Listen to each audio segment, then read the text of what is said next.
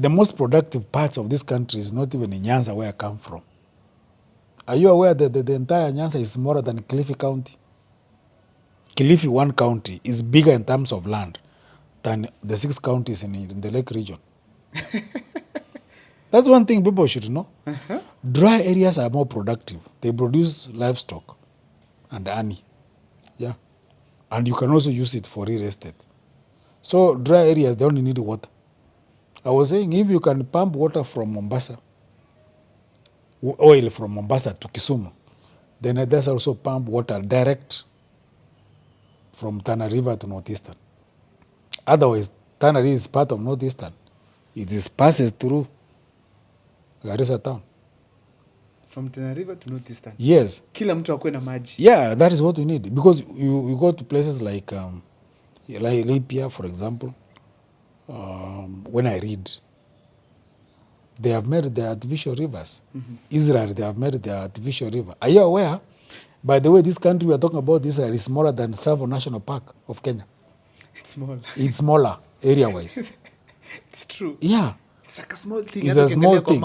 So in Kenya, we have that big land because I think Israel is around 21,000 square kilometers, if not 20,000 square kilometers. Tsavo East and Tsavo West National Park combined is 21,000 square kilometers. So it means that country you are talking about occupies a small place like a park in Kenya. But Meaning, they do a lot. But they produce a lot. Because they can even feed us. Yes. And I was even telling people are talking about oil. Oil is not a very serious factor of production because now we have alternative fuel. Are you aware that you can leave Kisii to Nairobi without fuel today? Yes. Because you can use an electric vehicle, which means you can use geothermal or solar to move or wind, which means oil is no longer a very serious threat to production. Yes. The only threat to production now is water. That's the threat. And if these universities can think about and go into production, then we can do. We have got 41 public universities in Kenya. If each university can be given to construct roads per county, those students will be engaged. You don't need to get contractors from elsewhere. Let every university be a contractor, a road contractor. Why are the universities not in business, by the way? Who has told them not to be in business?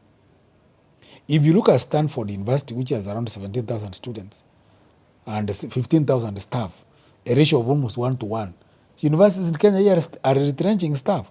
If a university is retrenching, then who cannot retrench? Universities are supposed to make use of human resource for production, not for TikTok, not for talking, no. It is real machines.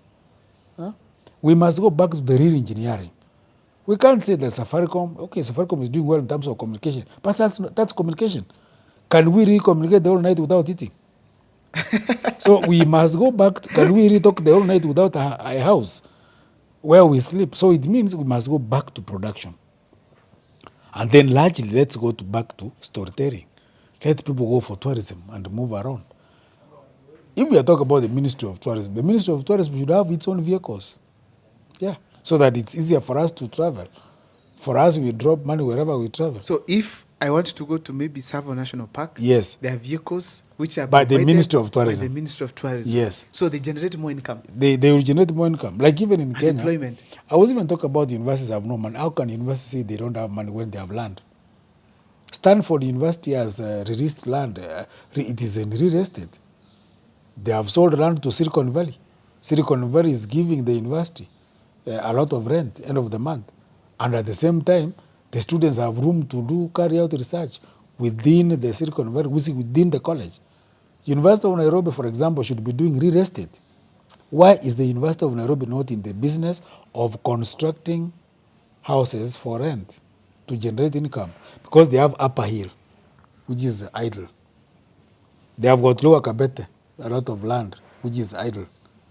Even the University of Nairobi main campus itself has enough land for doing now what you call offices, tall buildings where they can be rented out, and they have enough land. They can't say they don't have, because with current technology, are you aware that Nairobi town is only 200 acres? 200 tu. Yeah. Nairobi CBD is not even 200, 170 acres of land. That's a very small area, and that makes a capital city. How many capital cities can be in every other county? That's a small area. Yeah, we can't just run for 200 acres. Everybody has 200 acres at home, especially the arid lands. I was telling you, go back to the Bible, where they talk about Israel is they are talking about the promised land, place of honey and milk. Those are dry areas. Lebanon is dry. Yes. Israel is dry. Syria is dry. So northeastern of Kenya is the real Canaan of Kenya. But it's ignored. But it's ignored because that's where you can have meat, eggs, blood, skin. You know the greatest product from an animal is manure. Which can produce more. With manure you have healthy crops. The greatest crop, the greatest product from animals is manure. It's not even their milk and whatever and their blood. The greatest is this one which can maintain plants. And that is organic manure. And we can only go in organic if we have more animals. These days we have less animals than human beings in Kenya. And that is why the food chain is reversed. So we need machines, we need manpower, we need measurements, we need to measure. We need to sell everything in measurements. We can produce more crops. We are all the time talking about tea and coffee and maize. We have other crops which we can come on board and move on. Even the issue of value addition, I can say it's okay. But why you go for value addition when you can eat it without being manufactured? Surely. Yes, because you are now putting a lot of effort into wasting it. If it's vegetables, take it live. Yeah? Now, Johnson, Nyandika. Yes. When we want to talk about the university's ability, the Kenyan university's ability to give us the people who can be able to do that, do you think we are getting quality education from there? We don't have very high quality education because we have what we call a large student to staff ratio. Okay. You might discover that one lecturer is handling 100 or more students. It's true. That is unbearable. If we are talking about production, at worst we should be having 5 students per lecturer. At worst? At worst. But now we are talking about 300 per lecturer. So we don't have quality. Because now there are very many students for one lecturer. Which is hectic. And sometimes their work may not be assessed well. It is true. Because it's a lot of work for one person. And then the university are over-relying on part-time staff. We should have permanent staff, they work with the students, and they produce for this country. They largely get into agriculture. That's the main one. Livestock and fisheries. That's the area we are talking about. They go into irrigation schemes. That's where we can. They invest in things called air, water, and oil. They invest in liquids anyway. Universities should be able to do businesses in liquids. Yeah, the richest people in the world are those who are dealing with water, like Coca-Cola, or those ones who are dealing with oil, like Total Oil and whatever. So you are dealing with or gas. So when you are in business, universities get business in oil, and then they go into production. Let their students stay within the university so that they'll have more time to read in the library. Because if students are not going to stay within the university, they not even use the library at night. Universities will close at 10. The fact that we have online, it's not as effective as when you have a physical book. Yeah. You can say I can read from bed. It's not a comfortable state. No. Yeah, that one can be done, but production will go down. The countries which are using TikTok and whatever, instead, they are busy with the machines, producing for themselves.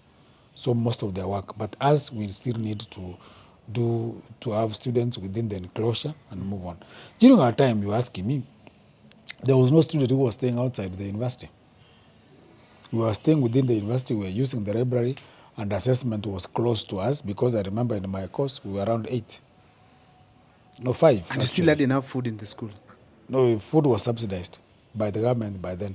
but it was enough. It was excess, not even just enough. It was excess. That time we used to have a song called Wakulima Ongezeni Bidii. So focus yake ilikuwa to students. Like me, fully I took milk from my standard 1 to 8 and went to university. That time with food was subsidized for 4 years. But later things changed. Now as is today, when we have many students not staying within the campus. If universities have more students staying within the campus, it's also a source of revenue for the university. It can sustain itself. The university can be sustained. By the way, the people who are supposed to build a university is the alumni. The people who finish from a university are supposed to fund the university where they went. It's called endowment fund. So our Kenyan universities are supposed to go to called endowment fund, where the alumni contribute money that is used for business. In the school. Then they used about 10% of that money to sustain themselves. So if you go to most universities, which are top 100 or top 200 universities in the world, their source of revenue is not government.